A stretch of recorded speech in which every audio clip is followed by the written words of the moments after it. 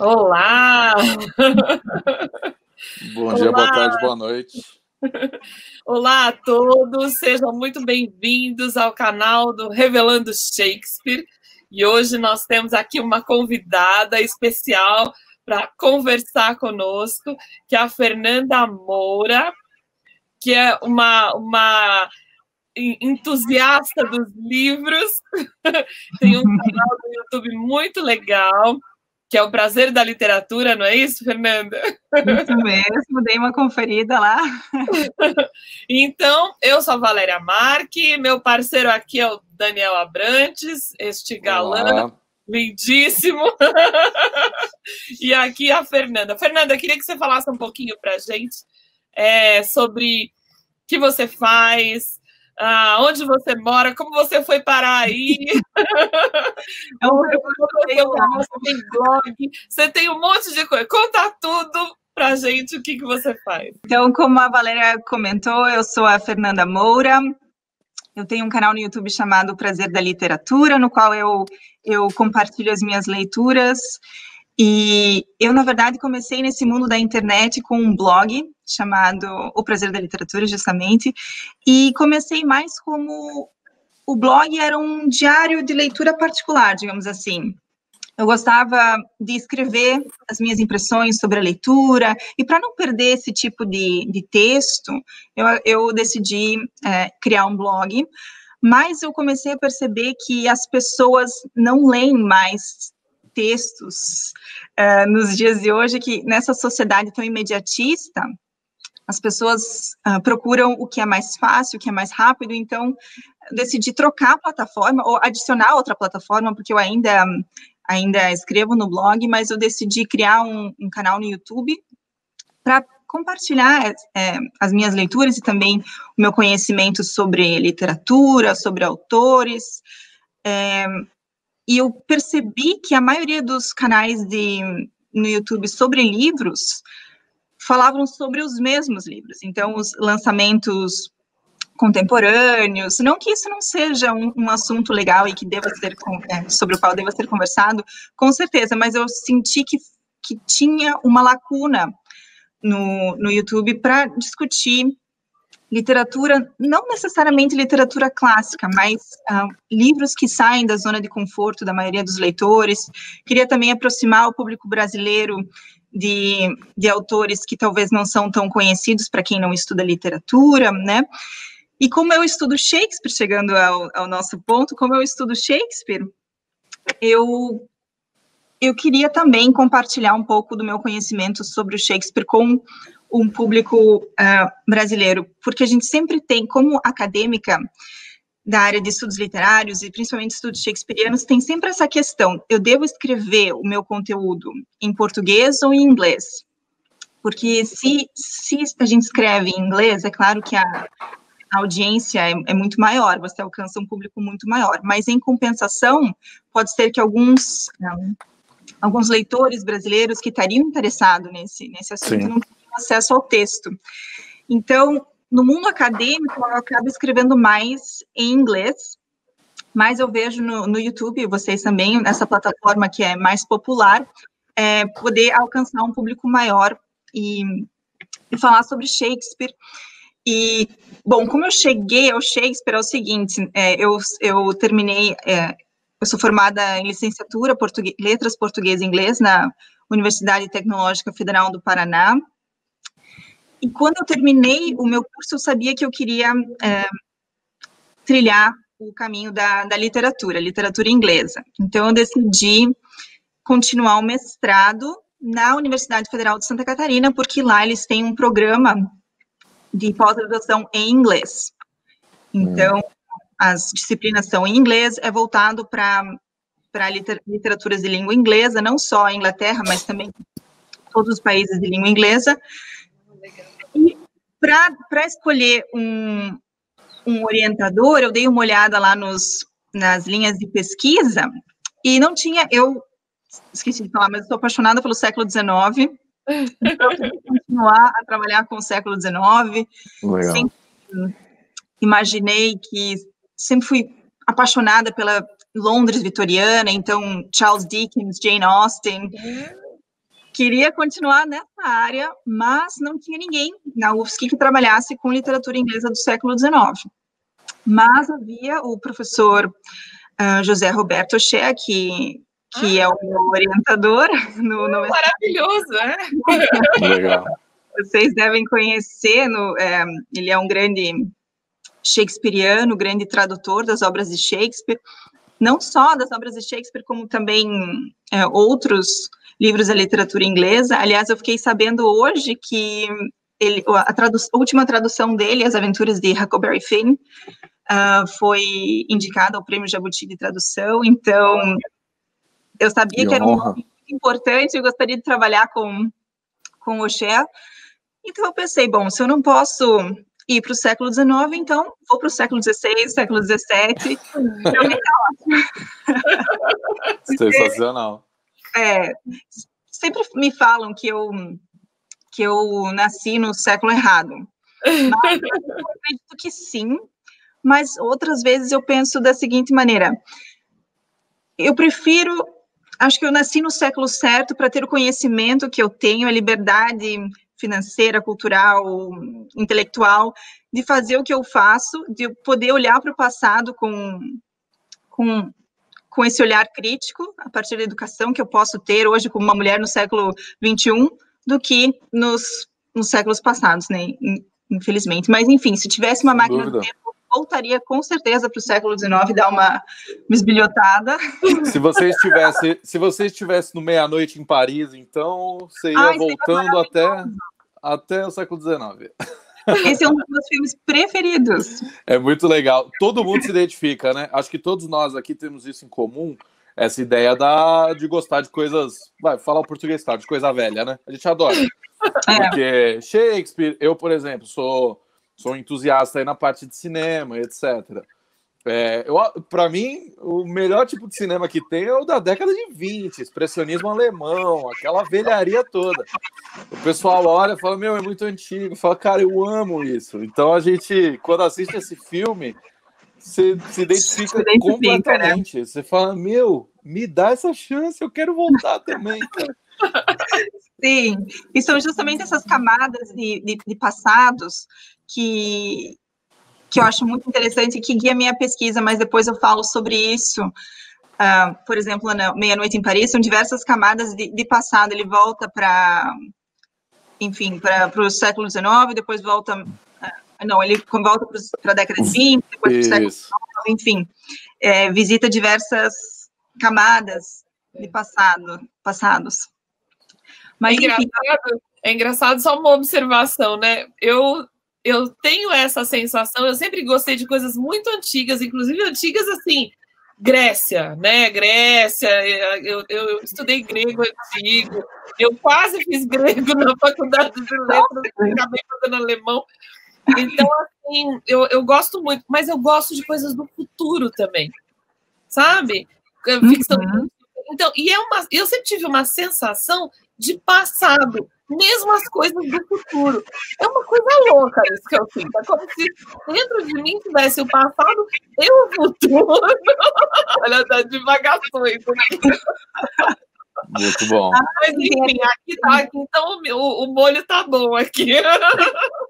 Então, eu decidi trabalhar com Shakespeare, para poder trabalhar com o professor O'Shea, e eu vi que ele trabalhava com peças com Shakespeare em performance, então não somente o texto dramático, mas o texto em performance, então leva em consideração não só a adaptação do texto, mas também figurino, mise-en-scène, atuação, enfim, todos esses outros elementos extratextuais, que eu achei sensacional, mas da mesma maneira que a gente falou anteriormente, eu não queria trabalhar com produções contemporâneas. Então, eu comecei a pesquisar e fui de capítulo em capítulo, de site em site, e cheguei no termo Victorian Shakespeare. Então, Shakespeare vitoriano. E aí eu me senti em casa, porque é o Shakespeare no século XIX. Então, toda a recepção do Shakespeare, da sua obra e adaptações teatrais durante o período vitoriano, que, na verdade, o período vitoriano, ele é praticamente sinônimo do século XIX, porque a Rainha Vitória reinou de 1837 até 1901, então, um longo reinado. Então, a maior parte do século XIX é o período vitoriano, mas eu estudo, de uma maneira geral, o Shakespeare, a recepção de Shakespeare no século XIX. E aí eu me identifiquei demais com esse universo de atores e atrizes do passado, e diários de atores, prompt books, que são aqueles manuais de palco com anotações do diretor, do prompter. E aí realmente é um mergulho no passado, ainda mais se você tem a possibilidade de trabalhar com um arquivo. Então, essa é uma das razões pelas quais eu estou aqui também. Aliás, não falei, eu estou aqui na Holanda, e no momento eu estou na segunda fase do meu doutorado, e também trabalho como professora assistente de literatura americana do século XIX, literatura inglesa dos séculos XVIII e XIX, o que é muito interessante também para... O meu orientador aqui em Leiden, eu tenho 2 orientadores, além do professor O'Shea, o Wim van Anrooy e o Michael Newton. Eu lembro que o Michael Newton me disse uma coisa que me marcou bastante. Ele disse que normalmente as pessoas acham que é a sua pesquisa que vai influenciar as suas aulas, mas normalmente é o contrário, são as suas aulas que enriquecem a sua pesquisa. Legal. E realmente porque mesmo falando sobre George Eliot, ou então falando sobre Jane Austen, você encontra resquícios de Shakespeare, e é muito interessante essas associações que a gente faz quando a gente não está procurando exatamente por Shakespeare, a gente encontra, ele está lá. Então, é muito interessante. Eu acho que tem alguns autores, assim, do século XIX, e aí a gente explorando um pouquinho esse tema, né? Eu, por exemplo, sou fascinado, apaixonado pelo Edgar Allan Poe, que é um colosso aí da literatura de horror, né? É o grande pai aí da literatura de horror, como a conhecemos, né? Influenciou tudo que veio depois. Ele era, confesso, um fã de Shakespeare, né? Tanto que ele fazia pequenas referências nas histórias. Tem um conto dele, aquele A Máscara da Morte Vermelha, que o protagonista, o vilão, que inclusive virou filme e tal, chama-se Próspero, que é o protagonista ali de A Tempestade, a última peça do Shakespeare. Então, o Poe, por exemplo, é um cara que não tem nada a ver com Shakespeare na teoria, porque todo mundo enxerga Shakespeare como um cara muito do drama, da poesia, mas o Shakespeare tem tudo a ver com o terror, e o Edgar Allan Poe explorou isso muito bem. E que outros autores, assim, o que você... Eu acho muito interessante isso que você falou, Daniel, desses resquícios de Shakespeare em outros textos, não só do século XIX, como até hoje. Sim. Porque tendo um conhecimento do Shakespeare e da obra de Shakespeare, a gente identifica essas referências ou essas alusões. Mas um leitor que não tem essa bagagem vai passar despercebido, mas mesmo assim vai aproveitar o conto do Edgar Allan Poe, por exemplo. Sim. Mas quando a gente tem esse conhecimento e consegue identificar esses resquícios shakespearianos, a gente passa a ver muito mais. E há muito mais camadas de significado. Por exemplo, eu não conheço esse conto que você mencionou do Edgar Allan Poe, mas a partir do momento que você sabe que tal personagem se chama Próspero, você já faz associações que mesmo o autor, o narrador do conto, não deixando explícito, a partir do nome, você já faz certas relações. Sim. Né? Você comentou sobre a literatura de horror ou literatura gótica. Eu agora estou trabalhando com o século XVIII, numa disciplina de literatura inglesa, e justamente o final do século XVIII é o grande ápice da literatura gótica. E uma das escritoras que a gente estuda quando se fala de gótico é Anne Radcliffe, né? E eu comecei a ler um livro dela ontem, A Sicilian Romance, um romance siciliano. E na primeira parte, na epígrafe do livro, tem um trecho do Hamlet. Olá. E não tem nenhuma referência ao nome de Shakespeare, não, só uma frase. Mas quem conhece já vai fazer associações. É uma frase, um trecho do que o fantasma do pai do Hamlet fala para o Hamlet. Então, a partir só dessa frase, que não tem autoria nenhuma, mas o leitor sabendo que é um trecho de Hamlet e que é algo falado sobre o pai do Hamlet que volta como um fantasma, você já tira conclusões a partir do que você espera como leitor desse romance. Você sabe que vai ter uma atmosfera sobrenatural, fantasmas, enfim, eu acho fantástico. Também é uma maneira do autor se posicionar no cânone literário, porque, principalmente a partir do século XIX, até antes disso, aliás, o professor Michael Dobson, né, do Shakespeare Institute, que conversou com vocês, ele tem um livro muito interessante chamado The Making of the National Poet, e ele fala justamente sobre essa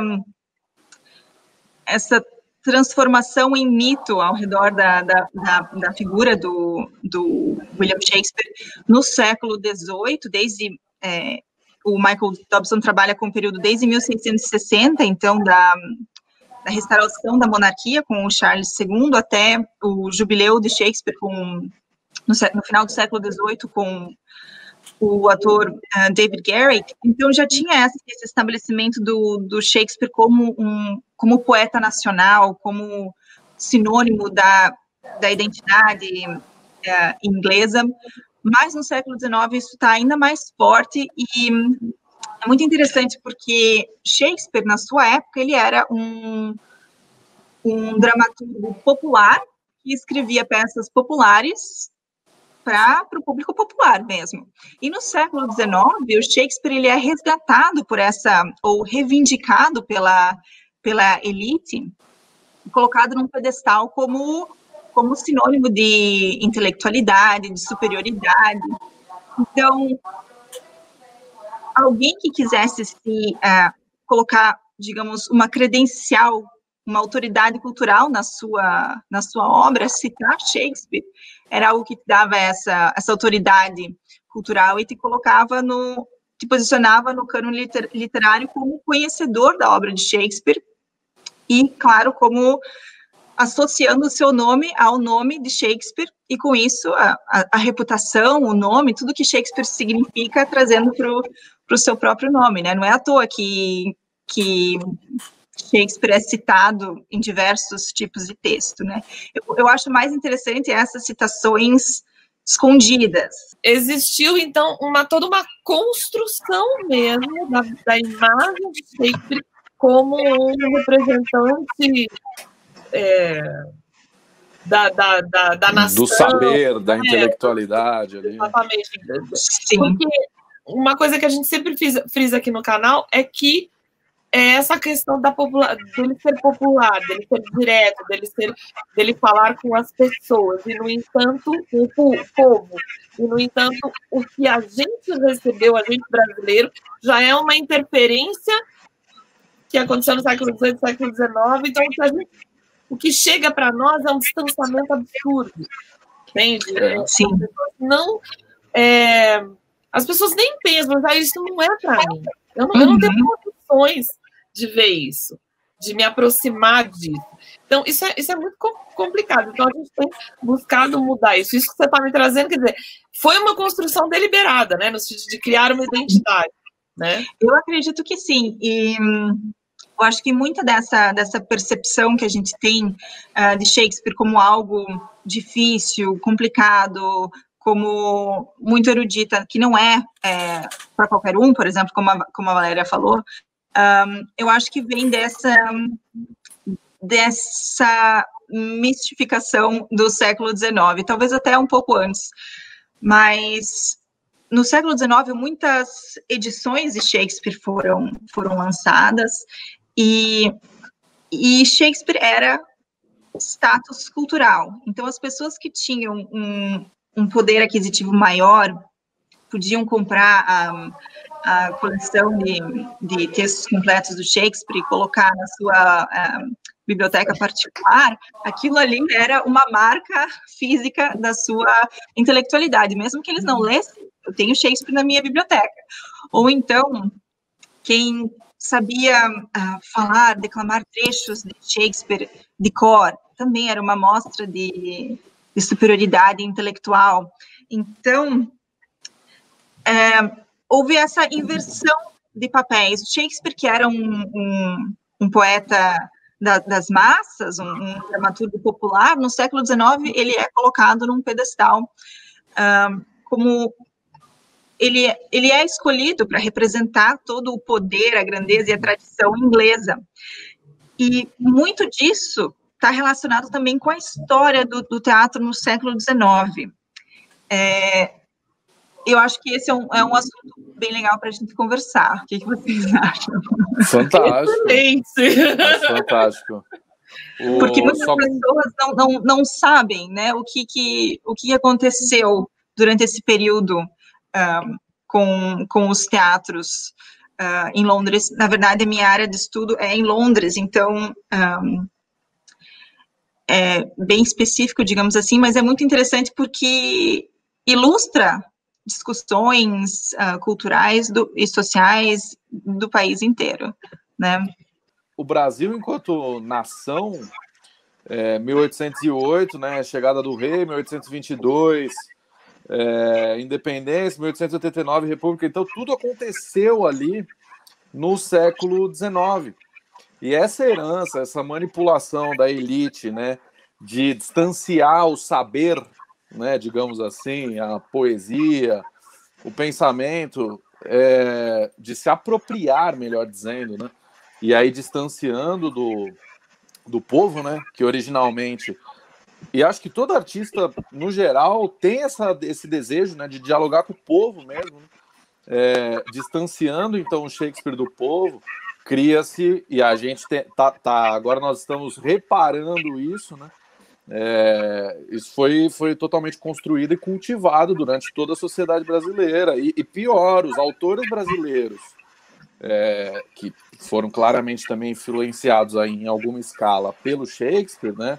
Citando aí o maior deles, né, o mais famoso autor brasileiro, o Machado de Assis, o próprio Machado de Assis já foi distanciado do povo brasileiro também. Então isso é um ciclo que parece que se repete ad eternum, assim, para manter sempre o saber o mais distante possível, assim, do povo, das massas, etc., né, desmotivando, tornando o assunto chato, complexo, né. Isso é assustador em uma certa escala, assim. E o teatro sempre foi um local mais democrático, digamos assim. Sem dúvida. Porque para você assistir a uma peça de teatro, você não precisa saber ler ou escrever.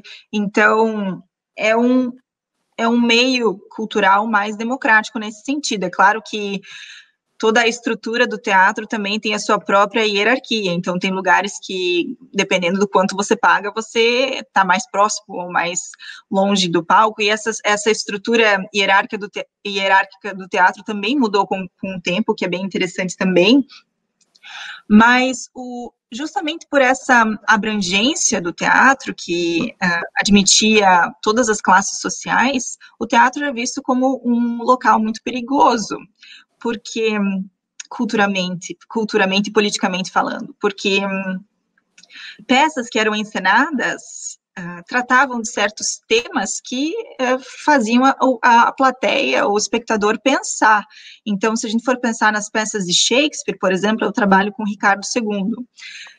Ricardo II é uma peça que encena a deposição de um rei, a deposição forçada de um rei. Então, é um assunto polêmico, delicado, e que leva um precedente para o espectador. Ele pensa, bom, se isso aconteceu com o rei Ricardo no século XIV, por que não pode acontecer novamente? Se as pessoas estão insatisfeitas como estavam durante o reinado do Ricardo II, por que isso não pode acontecer? Então, é claro que era um assunto muito polêmico, e se criou esse chamado de public sphere, então essa esfera pública, que era o teatro, onde as pessoas discutiam temas, como temas políticos que em outros locais não era permitido. Por isso que o teatro foi muito censurado, né? O teatro foi fechado por muitos, todos os teatros foram fechados em Londres até 1660, por 16, 17 anos, todos os teatros foram fechados. Quando os teatros... isso é algo que... 16, 17 anos de teatro fechado. Fechado, por causa do governo puritano, extremamente puritano e conservador. Então... Só um adendo. Olha que coisa interessante. O Ricardo II é uma peça que é muito pouco montada. Uhum. Não à toa. Sei se ela... Então, assim, você está dando uma excelente ideia, Fernanda, para os nossos planos de montagem. Nossa, que ótimo! E o Ricardo II, além de tudo, ele é uma peça muito rica em linguagem, muito poética. Talvez, nesse sentido, talvez um pouco complicada, ainda mais se for pensar para audiência contemporânea, né? Essa linguagem poética shakespeariana, talvez seja mais hermética nesse sentido, mas com relação ao plot, a trama, é algo que vale para qualquer época, tanto que eu justamente investigo os momentos em que essa peça foi encenada, porque nunca é por acaso. Vou encenar uma peça que encena a deposição de um rei por acaso. É claro que não. Está sempre relacionado a algum contexto, algo que pode ser explorado através do teatro. E então, com a reabertura dos teatros em 1660, voltou essa liberdade, essa euforia do público de poder voltar a assistir peças de teatro, porque o teatro era a principal fonte de entretenimento até o século XIX, né? Então, todo mundo ia para o teatro. Então, por um certo tempo, com o Charles II, teve essa liberdade no teatro, mas não durou muito tempo, porque a censura voltou, e em 1737, esse é um momento muito importante para a história do teatro inglês, 1737 teve um ato parlamentar, que foi o Theatre Licensing Act, e que determinou que que o Lord Chamberlain seria o censor oficial de todas as peças de teatro, então todas as peças que fossem ser encenadas teriam que passar por ele, e se tivesse algum tema, assim, delicado, não era aprovado, e além disso, somente 2 teatros em Londres poderiam encenar peças legítimas, como eles chamavam, drama legítimo, que era o drama falado. Então, aliás, essa aí já dá uma outra discussão, né? O que seria um drama legítimo? Mas... Super subjetivo. Porque é aquela categoria, né, do que é o alto, né, a alta qualidade, que é absolutamente relativo, porque depende das intenções, né? Aí, no caso das intenções de quem aprova isso aí, né? Enfim. Sim, a história de Shakespeare é muito representada por essa luta, essa batalha pelo meio Shakespeare, entre high e low, entre alta e classe baixa, enfim, erudito e popular. Mas com esse Theatre Licensing Act, então, só 2 teatros podiam encenar peças faladas, com o texto falado, o Drury Lane e o Covent Garden. Então, os 2 teatros reais, os 2 teatros de elite podiam encenar peças teatrais, como a gente conhece. Todos os outros teatros tinham que ou incluir pelo menos 5 intervalos musicais, ou então pantomimas, atos de música, ou alguma outra coisa que deixasse esse meio mais popular, digamos assim, né? Entreter-se sem criar muitos problemas, né? E aí, eram muitos os tipos de entretenimento na era vitoriana também, dioramas, atos de mágica, tudo isso chamava muita atenção do público, né? Mas com relação a teatro falado, somente esses 2 teatros podiam encenar. Isso durou até 1843. Então, imagine só, mais de 100 anos que somente 2 teatros em Londres poderiam apresentar peças faladas, drama legítimo. E mesmo assim, esses 2 teatros também tinham que passar por toda a censura, todo o processo. Então, para uma peça ser aceita para ser encenada, peças novas eram normalmente vistas com suspeita. Mas Shakespeare era mais seguro, porque eu estou montando Shakespeare. Shakespeare é o poeta nacional, é tradição inglesa, então não tem problema produzir Shakespeare. E é por isso que tem muitas produções shakespearianas durante todo esse período de licensing, de restrição do teatro. Mas é claro que Shakespeare foi lá escrito em final do século XVI, início do século XVII, mas as discussões políticas que a gente pode retirar das peças de Shakespeare valem para qualquer momento. Então, é muito interessante ver essas associações dessas adaptações shakespearianas no século XVIII e XIX, nesse clima de censura, quais foram as escolhas desses diretores. Na verdade, a gente também não pode usar a palavra diretor para o teatro do século XIX, porque o sistema era um pouco diferente. Na verdade, eles trabalhavam como theater managers. Então, uma pessoa era apontada como o gerente do teatro, e essa pessoa, que normalmente era um ator também, e um ator renomado, aí trazia a reputação e toda a fama associada àquele nome ao teatro, e eles passavam anos dirigindo o teatro. Então é o gerente, o theater manager, que decidia o repertório, o elenco. Então não existia bem um diretor, mas esse gerente. Gosto sempre de tirar da época e trazer para o presente, né? E para o presente eu vou falar os últimos 100 anos aí, vai para ser. Nos anos 80, nos Estados Unidos, quando o rock and roll estava em pleno vapor, era o grande ritmo, bandas, enfim, a gente teve o Rock in Rio aqui em 85, né? Então, o rock and roll foi o grande som dos anos 80, assim, né? Toda aquela desilusão da Guerra Fria, toda aquela rebeldia, né? Aquele negócio super popular, etc. Nos anos 80, nos Estados Unidos, houve um grupo de esposas de senadores ultraconservadores, inclusive a esposa do Al Gore, que hoje é o cara que levanta a bandeira da sustentabilidade do planeta, etc. A esposa dele e várias outras esposas de senadores criaram um grupo chamado, eu até peguei aqui, o Parents Music Resource Center. E eles criaram um código de censura para dizer que tipo de música era ou não era subversiva, péssima influência para os jovens daquela época.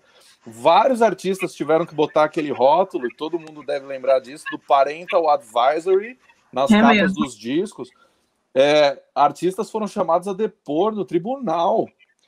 Dee Snider do Twisted Sister, Judas Priest, Frank Zappa, várias bandas, casos de aquelas coisas de tipo, fulano se suicidou porque ouviu a sua música. Então, olha quão próximo de nós está isso. E hoje, desnecessário dizer que no Brasil, e sem querer entrar em política, mas a onda conservadora, em nome de Jesus, ela é uma grande mentira. É uma necessidade de vincular uma determinada bandeira religiosa, geralmente, né? para tirar o foco e para se apropriar de alguns materiais que podem ser, digamos, fortes demais assim, para a plateia, né? E é sempre o Estado querendo tomar conta das decisões do povo, né? O que o povo deve ou não deve consumir, né?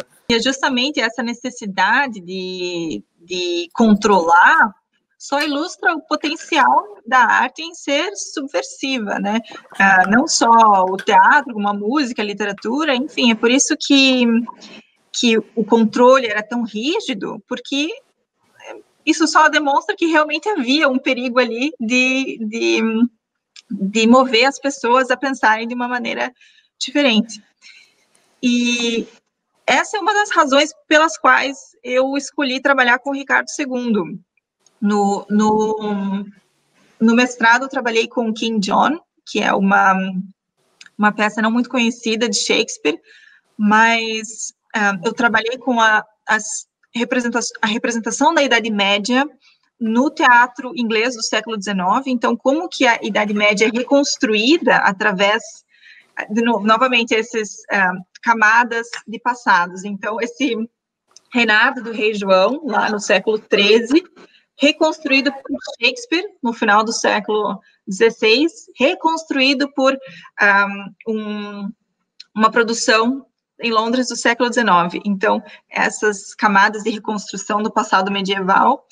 E no doutorado eu quis continuar com essa ideia de medievalismos, essa reconstrução da recepção da Idade Média em outros momentos. Então, eu queria trabalhar com outro rei medieval. E dentre as opções, Shakespeare escreveu várias peças históricas, eu queria trabalhar com uma que não fosse tão... Muito já foi falado sobre Shakespeare, não tem como esgotar, mas Sim. Eu queria uma peça que não fosse tão debatida atualmente, por exemplo. E aí eu cheguei num episódio relacionado à peça Ricardo II, que aí realmente me fez bater o martelo, e que foi o seguinte, na verdade, ninguém sabe ao certo qual foi o ano que a peça foi escrita ou encenada pela primeira vez. É possível que seja entre 1595 e 1597, mas em 1601, então, a rainha Elizabeth já estava em uma idade avançada e não tinha herdeiros para passar a coroa, então tinha uma discussão, tinha uma preocupação muito grande com a questão da sucessão. Quem vai ser o próximo monarca depois que a rainha Elizabeth morrer, já que ela não tem nenhum herdeiro. E havia uma pessoa na corte que era o conde de Essex, o Robert Devereux. Ele era uma pessoa muito importante na corte, ele era um dos favoritos da rainha Elizabeth. Vocês já devem ter visto em filmes essa representação do Essex como um dos favoritos da rainha. Tem até algumas reconstruções que o colocam como um relacionamento amoroso. Mas isso não se sabe ao certo. Mas havia rumores em 1601 que o Essex tinha essa intenção de roubar o trono, ou então de se colocar como herdeiro da coroa. Ele tinha um motivo, algum parentesco real, mas tinha certas pessoas que seguiam, que apoiavam o Essex. E esses apoiadores do Conde de Essex encomendaram, digamos assim, uma encenação de Ricardo II. Então, em 1601, anos depois que a peça tinha sido apresentada pela primeira vez e nunca mais, na noite anterior ao que é hoje chamado de Rebelião de Essex, na noite anterior ou no dia anterior, eles encenaram Ricardo II numa apresentação mais privada, digamos assim, e no dia seguinte dizia-se, há rumores de que o Essex iria sair para confrontar a rainha e se colocar como como sucessor da coroa. E por causa disso, dessa relação dos rumores, dessa rebelião e da encenação do Ricardo II no dia anterior, criou essa preocupação de que realmente o Essex estava se colocando no lugar do Henry Bolingbroke na peça, que o Henry era um primo do Ricardo II e é quem o desafia e que o força à deposição, e ele depois que reina como Henrique IV, Henry IV, que também foi representado no palco pelo Shakespeare. Então, essa deposição bem-sucedida de Henry Bolingbroke e Ricardo II foi comparada a essa situação em 1601 do Essex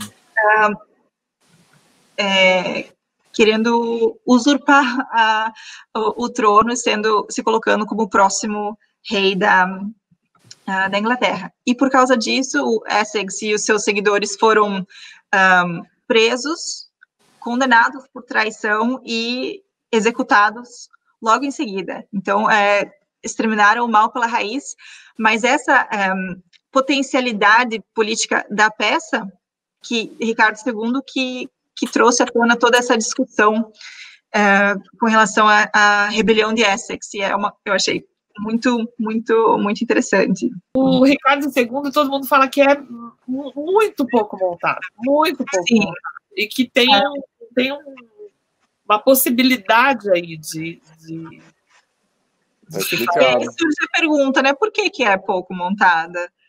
Tá explicado, né? Com certeza tem outros motivos, mas o interessante é que essa cena da deposição, que hoje em dia é chamada de cena da deposição, ela não foi... O Ricardo II ele foi bem popular na época que foi lançado, tanto que o texto foi publicado em, se eu não me engano, 4 ou 5 quartos antes de ser publicado no Folio. E interessante que os dois ou 3 primeiros quartos que foram publicados durante a vida da Elizabeth I não tinham cena de deposição. Foi só com o quarto que foi publicado em, não me lembro agora, 1608, acredito, depois da morte da Elizabeth, que essa cena foi incluída no texto. Então, muitos estudiosos se perguntam, então isso quer dizer que antes disso ela não existia, foi colocada depois, ou então ela foi encenada, mas não foi impressa. Entendi, bem curioso, né? E acho que o século XIX ele tem uma força muito grande, porque ele é inaugurado, digamos assim, com a Revolução Francesa, né? A Revolução Francesa é 1789, né? Então, na virada da noite ali, né, que o negócio aconteceu. Então, toda essa desilusão com o poder, com reis, rainhas, etc., né, com monarquias de uma forma geral, acho que deve ter dado muita ênfase para a peça, né? E não só a Revolução Francesa, como também a Revolução Industrial, o século XIX foi um momento, do século XVIII para o XIX foi um momento de transição, muita coisa mudou, e muita coisa mudou muito rápido. Então, é interessante, até que a gente tinha comentado sobre o romantismo e o Shakespeare no romantismo. Nesse período de virada do século, tinha duas principais movimentos de olhar para o passado. Tinha uma que era mais focada na antiguidade clássica, nos gregos e romanos, que, principalmente no século XVIII, durante o período do humanismo, se voltaram para esse período clássico como a perfeição. Aí, com os românticos, já no final do século XVIII, início do XIX, eles quiseram desafiar essa ideia, porque o passado grego e romano não tinha nada a ver com a Inglaterra contemporânea. Então, eles queriam buscar a raiz da tradição, da cultura inglesa, não na antiguidade clássica, mas na Idade Média. Então, eles começaram a olhar para esse passado medieval de uma outra maneira. No século XVIII, durante o humanismo, a Idade Média era vista como a Idade das Trevas, que é onde as pessoas não sabiam nada, foi só a partir do Renascimento que houve luz, né? Por isso esse termo Renascimento e o Enlightenment, o Iluminismo. Né? Que trouxe a luz para apagar para acender a ignorância da escuridão medieval. Era essa a perspectiva, que foi mudada no final do século XVIII, início do século XIX, e eles começaram a olhar para a Idade Média com outra perspectiva, com uma idealização mais romântica, e como realmente a herança cultural, o antecedente cultural da Inglaterra.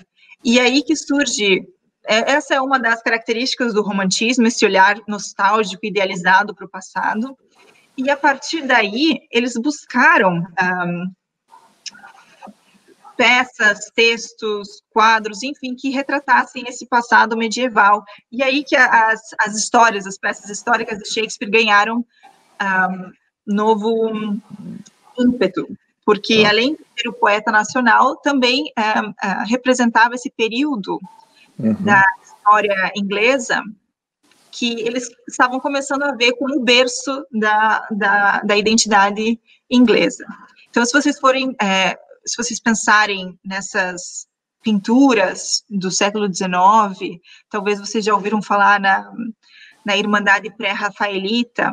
Tem um dos fundadores da Irmandade Pré-Rafaelita, que é o John Emerett Millais, ele tem um quadro muito famoso da Ofélia, que é maravilhoso. Vocês talvez... Lindíssimo. Lembram? É lindo. Sim. E esse quadro... Que é icônico, né? É icônico esse quadro. Então, é um resgate da obra de Shakespeare, mas, se eu não me engano, a morte da Ofélia, ela não aparece no palco.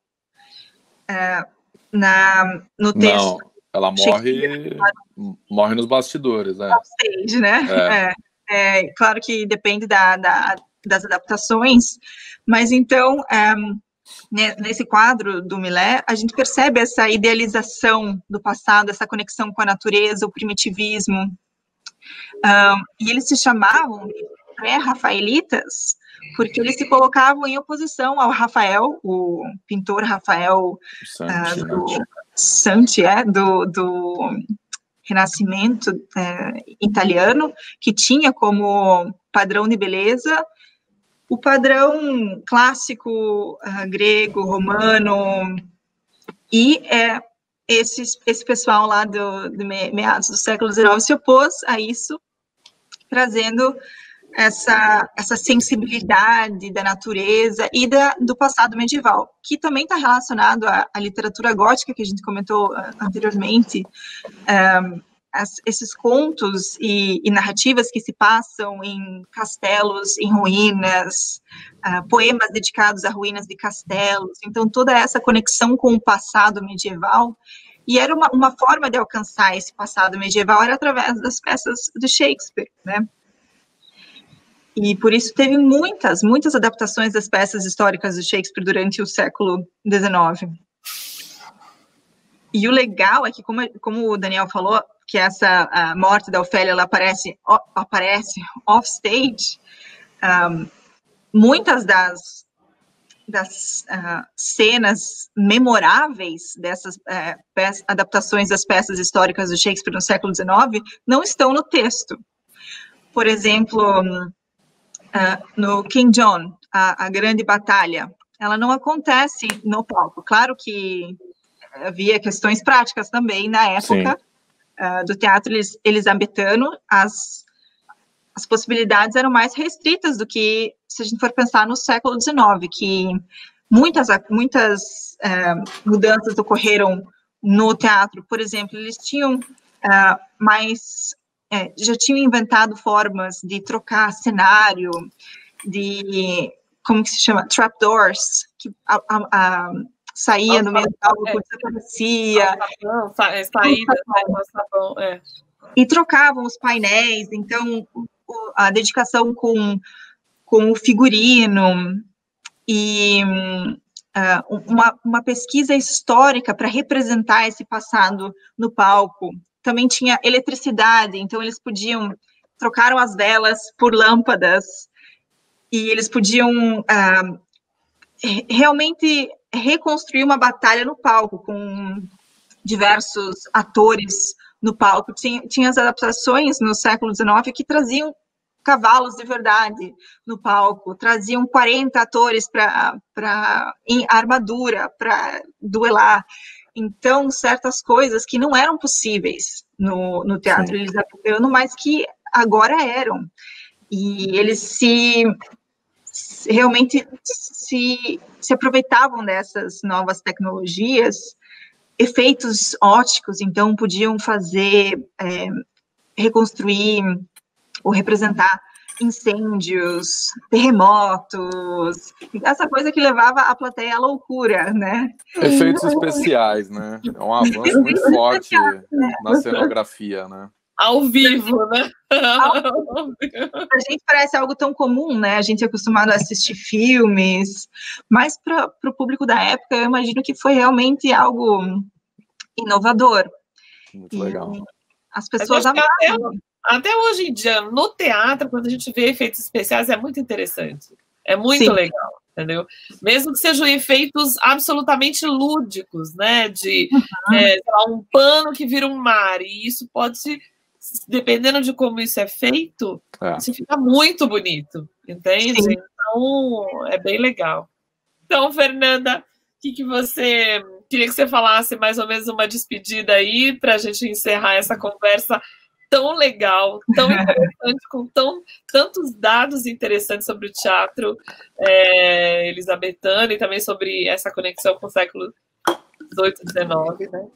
Que bom, fico muito feliz e acho que a mensagem é o seguinte, para toda vez que a gente ler ou assistir Shakespeare, pensar nessas associações políticas que a gente pode fazer, não somente com o tempo nosso no presente, mas também com diversos períodos no passado, que tem muita discussão sobre. Tem muito pano para manga, né? Sensacional.